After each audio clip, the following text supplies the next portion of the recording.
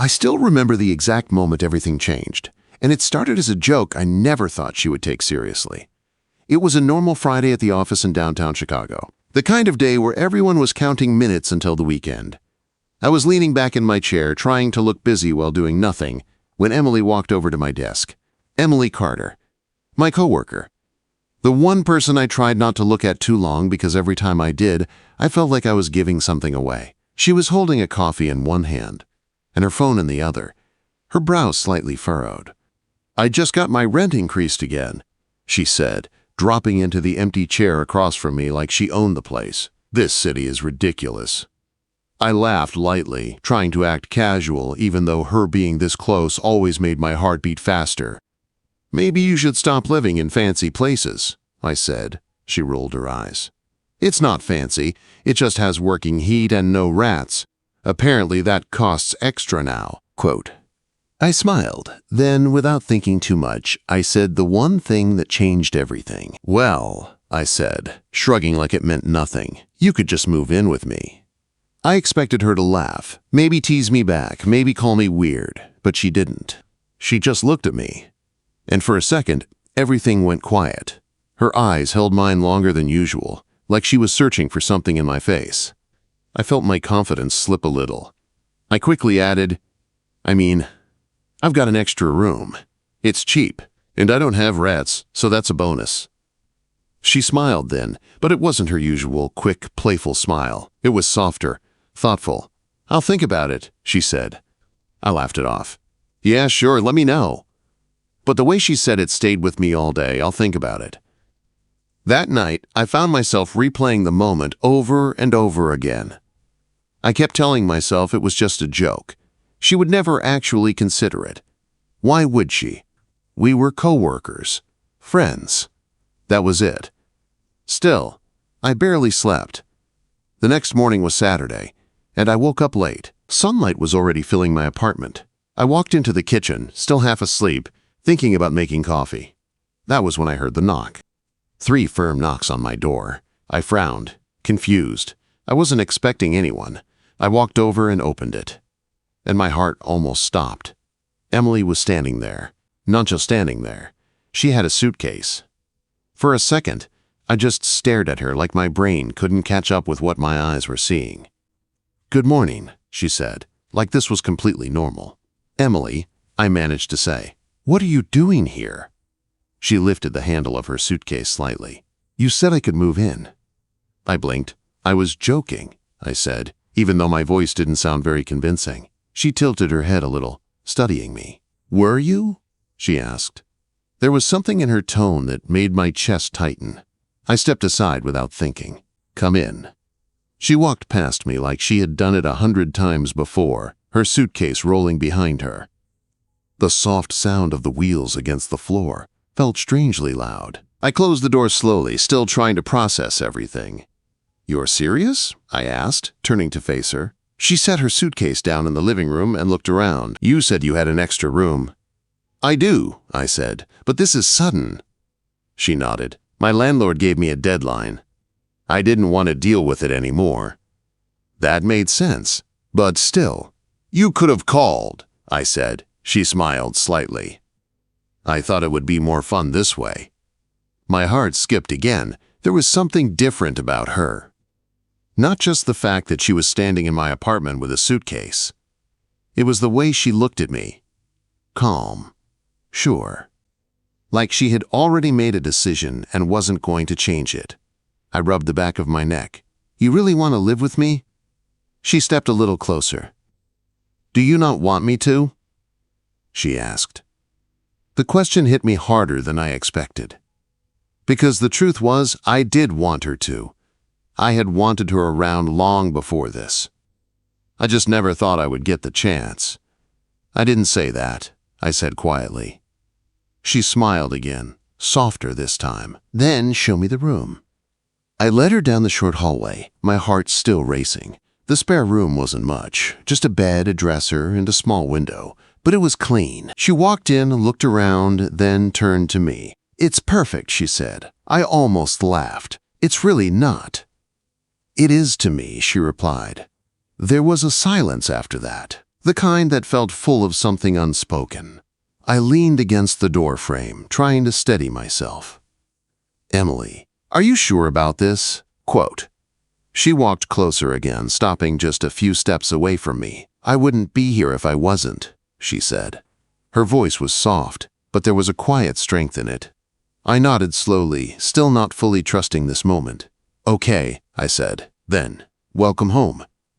The words felt strange as they left my mouth, but they also felt right. She smiled, and for a second, everything felt simple. Until she said the next thing. "I hope you don't regret your joke." I frowned slightly. Why would I regret it? Quote. She looked up at me, her eyes holding mine again. "Because," she said, her voice barely above a whisper, "I didn't come here just because of the rent." My breath caught. "What do you mean?" She hesitated for just a moment, like she was deciding how much to say. Then she stepped even closer. "So," she said, "are we just going to pretend this is only about the spare room?" My heart was pounding now. I didn't know what to say. Because suddenly it didn't feel like a joke anymore. And I had a feeling this was only the beginning of something I wasn't ready for. But maybe I had wanted it all along. The air between us felt different after she said that. It was no longer light and playful like it used to be at work. It felt heavy, warm, and full of things we had both been hiding for a long time. I swallowed and tried to steady my voice. "Pretend what?"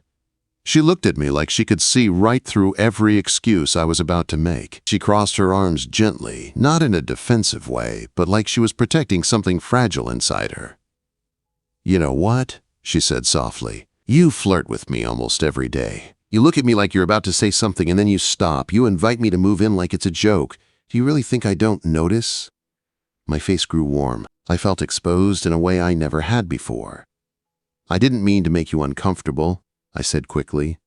"You didn't," she replied. "If you had, I wouldn't be here." That made my heart pound even harder. She took another small step closer. We were standing so close now that I could see the tiny freckles on her cheeks and the way her eyes softened when she looked at me. "I've been waiting for you to stop joking," she said. "I've been waiting for you to be honest." Her words hit me deep. All those moments at the office came rushing back. The way she would linger by my desk. The way she laughed at my bad jokes a little too long. The way our hands brushed sometimes when we both reached for the same file, and neither of us pulled away right away. I had told myself it was nothing, that I was imagining it, that it was safer not to risk anything. But now she was standing in my spare room, suitcase still by the wall, looking at me like she had already taken the risk for both of us. "I didn't want to mess things up at work," I said quietly. "If I said something and you didn't feel the same, it would have made everything weird." She gave a small smile. "So you decided to hide instead." I looked down for a second, then back at her. "Yeah, I guess I did." She stepped even closer until there was barely any space between us. I could feel the warmth of her body, the soft scent of her shampoo. My heart was racing so loud I was sure she could hear it. "You don't have to hide anymore," she said. The way she said it made my chest ache.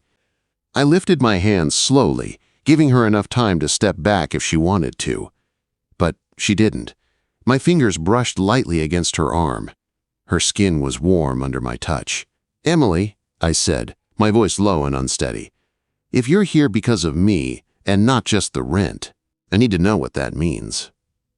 She looked up at me, and for the first time I saw a hint of nervousness in her eyes. "It means I was hoping you weren't joking," she said. "It means I was hoping you wanted me here for more than just filling an empty room."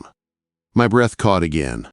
"I do," I said before I could overthink it. "I've wanted you here for a long time." Her lips parted slightly, like she wasn't expecting me to say it so clearly.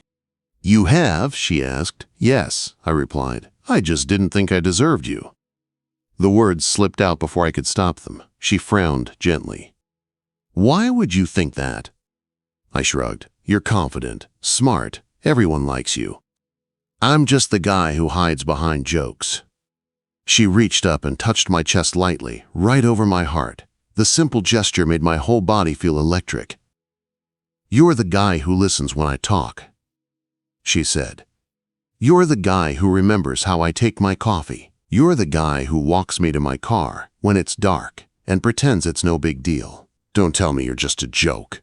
Her hand was still resting against me, and I placed my hand over hers without thinking. It felt natural, easy. "I never wanted to pressure you," I said. "I care about you too much for that."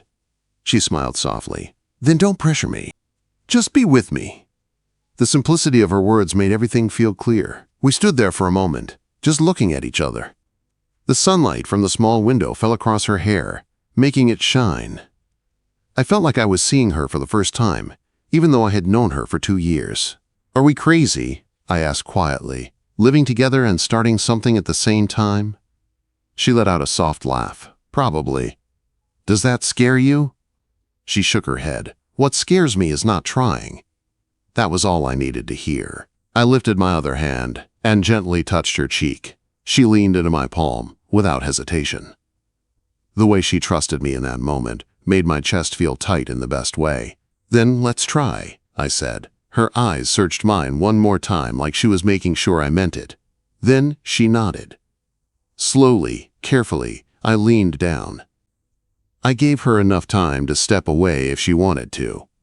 But instead, she moved closer. Our lips met softly at first, almost unsure. It wasn't dramatic or rushed. It was slow and warm and full of everything we had held back for so long. When we pulled apart, she rested her forehead against mine. I could feel her breathing, steady but slightly shaky. "So," she whispered, "does this mean I can keep the room?" I smiled against her hair. "You can keep the room." She looked up at me with a playful glint in her eyes. "And what about your room?" she asked. My heart skipped again. "We'll figure that out," I said. She laughed softly and wrapped her arms around me. I held her close, feeling like something in my life had just shifted in a way I never expected. But deep down, a small part of me knew this was only the easy part. Because on Monday, we would walk into that office together, and nothing would ever feel the same again. Monday morning felt different from the moment I opened my eyes. For a second, I forgot everything. Then I felt the weight of someone beside me shift slightly, and it all came rushing back. Emily. She was in my apartment, in my life. I turned my head slowly and saw her standing by the window, already dressed for work. The soft morning light fell across her face, and for a moment, I just watched her without saying anything. She looked peaceful, calm, like she had always belonged there. "Are you going to keep staring?" she said with a small smile, "or are you getting up?" I let out a quiet laugh and sat up, running a hand through my hair. "I'm getting up." But the truth was, I didn't want to rush this moment. Everything about this felt new, but also strangely right. We got ready together in a way that felt natural, brushing past each other in the kitchen, sharing the mirror, small touches that weren't planned but kept happening anyway. At one point, she handed me a cup of coffee, and our fingers brushed. She didn't pull away right away. Neither did I. "Careful," she said softly, her eyes meeting mine. "We're going to be late." "Worth it," I replied before thinking. Her smile grew just a little, and she turned away, but I could tell she felt it too. The drive to the office was quiet, but not uncomfortable. It was the kind of silence where you don't need to fill every second with words. Still, as the building came into view, the reality of everything started to settle in. "This is where it gets complicated," I said. She nodded slowly, looking ahead. "Yeah." I parked the car, but neither of us moved right away. "We should probably act normal," I added. She let out a soft breath. "Define normal." I thought about it for a second. "Like coworkers." She turned to look at me, one eyebrow raised slightly. "After everything that happened this weekend?" I gave a small, unsure smile. "At least at the office." She studied me for a moment, then nodded. "Okay, coworkers." But the way she said it made it clear that it wasn't going to be that simple. We walked into the building together, but not too close. Just enough space to make it look casual. The moment we stepped onto our floor, it felt like stepping into a different world. The same desks, the same people, the same routine, but everything felt different. I sat down at my desk, trying to focus on my screen, but my mind kept drifting. I could feel her presence, even without looking. Every small sound, every movement, I was aware of it. A few minutes later, she walked past my desk, holding a folder. "Morning," she said in a normal tone. "Morning." I replied, matching her energy. To anyone else, it probably looked completely ordinary. But when she placed the folder on my desk, her fingers brushed against mine for just a second longer than necessary. It was small, but it wasn't nothing. I looked up at her, and for a brief moment, our eyes met. There was something there, something quiet but intense. Then she walked away like nothing had happened. The whole day felt like that. Small moments, hidden glances, accidental touches that didn't feel accidental at all. At one point, we ended up in the break room at the same time. No one else was there. The door clicked shut behind me, and suddenly, the space felt smaller. She was standing by the counter, pouring coffee. "Busy day," I said, trying to sound casual. She nodded. "Very." But neither of us moved to leave. I walked closer, stopping just a few steps away. "This is harder than I thought," I admitted. She looked at me, her expression softening. "Acting normal?" "Yeah." She gave a small smile. "We don't have to be perfect." I stepped closer, lowering my voice. "I keep wanting to reach for you." Her breath caught slightly, and she glanced at the door before looking back at me. "You probably shouldn't," she said, but there was no real warning in her tone. "I know," I replied, but I didn't move away. Neither did she. For a moment, we just stood there, caught between what we wanted and what we should do. Then she whispered, "After work." 2 simple words. But they carried so much weight, I nodded. "After work." That promise stayed with me for the rest of the day. Every minute felt longer. Every task felt harder to focus on. And when the clock finally hit 5, I didn't waste a second. I packed up quickly, trying not to look too eager. When I stood up, she was already near the exit, waiting. Not openly, but enough. We walked out together this time, not bothering to keep as much distance. The moment we reached the parking lot, something shifted again. The tension from the office melted away. I turned to her. "That was torture." She laughed softly. "You survived." "Barely." We stood there for a second, neither of us getting into the car yet. The air felt warmer, quieter, more real. "So," I said, stepping closer, "we don't have to pretend anymore, right?" She shook her head slowly. "No," she said. That was all the answer I needed. I reached for her, pulling her gently closer. This time there was no hesitation, no holding back. She wrapped her arms around me, and I held her like I had been waiting all day to do it. "Better," I murmured. "Much better," she replied. But as I held her there, something in the back of my mind stirred. A small thought, a quiet warning. Because things that feel this right, this fast, don't always stay simple, and I had a feeling that something was coming, something that could change everything between us. The next morning, everything felt perfect. That should have been my first warning. Emily was in the kitchen, barefoot, wearing one of my old college hoodies. Her hair was loose around her shoulders, and she was making pancakes like she had lived there for years. I leaned against the counter and just watched her. "You're staring again," she said with a smile. "I live here," I replied. "I'm allowed." She laughed softly and handed me a plate. Our fingers brushed, and this time neither of us pretended it was accidental. It felt easy, too easy. But by the time we got to work, that feeling shifted. The moment we stepped onto our floor, I noticed something was off. People were quieter than usual. A few heads turned when we walked in. I told myself I was imagining it, until my manager, David, stepped out of his office and looked directly at us. "Ryan, Emily, can I see you both for a minute?" My stomach dropped. Emily's hand brushed mine briefly as we walked toward his office. It was quick, but it steadied me. We stepped inside. David closed the door. He didn't smile. "I'm going to ask this once," he said, leaning back in his chair. "Are you two involved?" Quote. The room felt smaller. I glanced at Emily. She looked calm, but I could see the tension in her shoulders. "We're coworkers," I said carefully. David looked at me for a long second, then turned to her. "Emily?" She took a breath. "We live together," she said. The words landed hard in the room. David's eyes narrowed slightly. "That's what I was afraid of." I felt a rush of heat in my chest. "We're professionals," I said. "It won't affect our work." He folded his hands on the desk. "You both work on the same team, same projects, same clients. This is a conflict of interest. Emily's voice stayed steady. So, what are you saying? I'm saying one of you may need to transfer departments, he replied. Or this becomes a much bigger issue. Silence filled the room. Transfer departments. That meant different floors, different teams, different paths.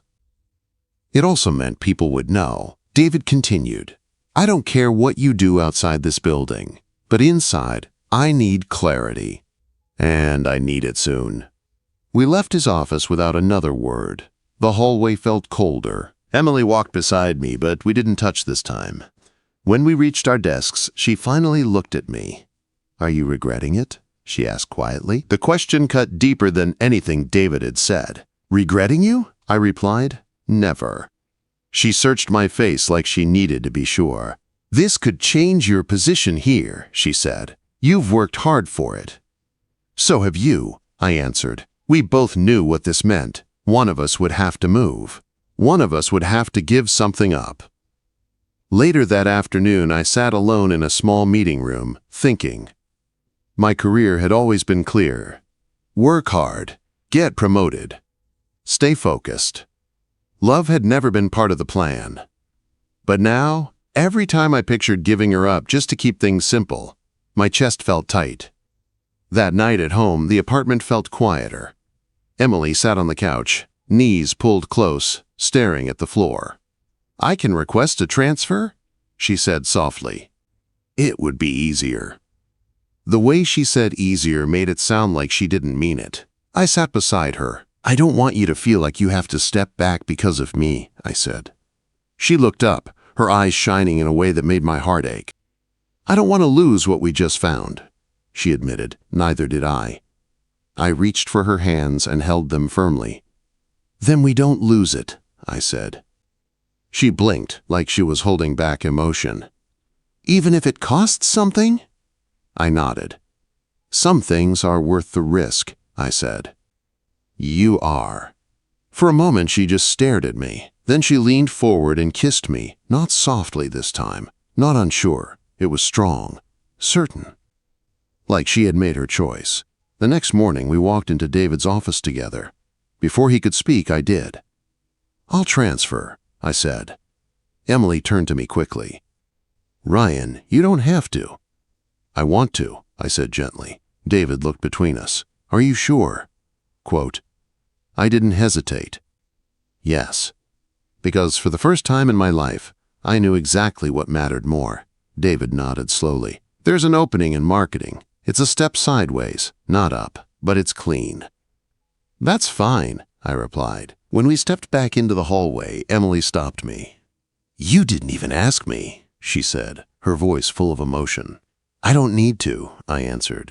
I already know what I want. And that is, quote, I stepped closer, not caring who saw this time. You, I said simply. Her eyes filled, but she smiled through it. You really risked everything for a joke, she whispered. I shook my head. It stopped being a joke the moment you knocked on my door. She laughed softly through her tears and wrapped her arms around me right there in the hallway. People walked past. Some stared. I didn't care. Because when I teased my coworker about living together, I thought I was just playing around. I never expected her to show up at my door, and I never expected that one careless sentence would change my life. But sometimes the best things start as a joke. And sometimes the biggest risks lead you exactly where you were meant to be.